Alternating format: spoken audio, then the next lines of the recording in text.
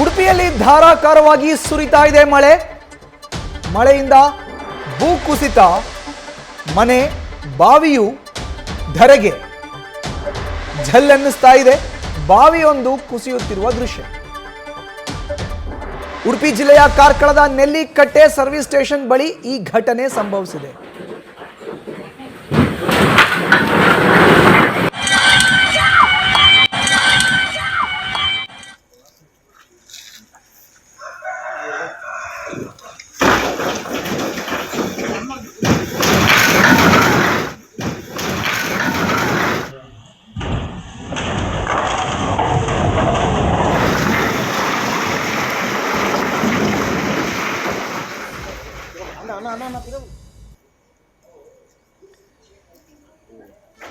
ಒಂದ್ ಕಡೆ ನೋಡ್ತಾ ಇದೀವಿ, ಬಟ್ಟಪ್ಪಾಡಿಯಲ್ಲಿ ಕಡಲ್ ಕೊರೆತಕ್ಕೆ ಮನೆ ಕುಸಿದಿದೆ. ಕಡಲ ಅಬ್ಬರಕ್ಕೆ, ಕಡಲ್ ಕೊರೆತಕ್ಕೆ, ಮಳೆಯ ಆರ್ಭಟಕ್ಕೆ ಮನೆ ಕುಸಿದಿದೆ. ಇದು ಬಟ್ಟಪ್ಪಾಡಿಯ ಒಂದು ದೃಶ್ಯ. ಕುಸಿತಾ ಇರುವಂತಹ ಮನೆಯನ್ನು ನೋಡ್ತಾ ಇದೀವಿ ಒಂದ್ ಕಡೆ.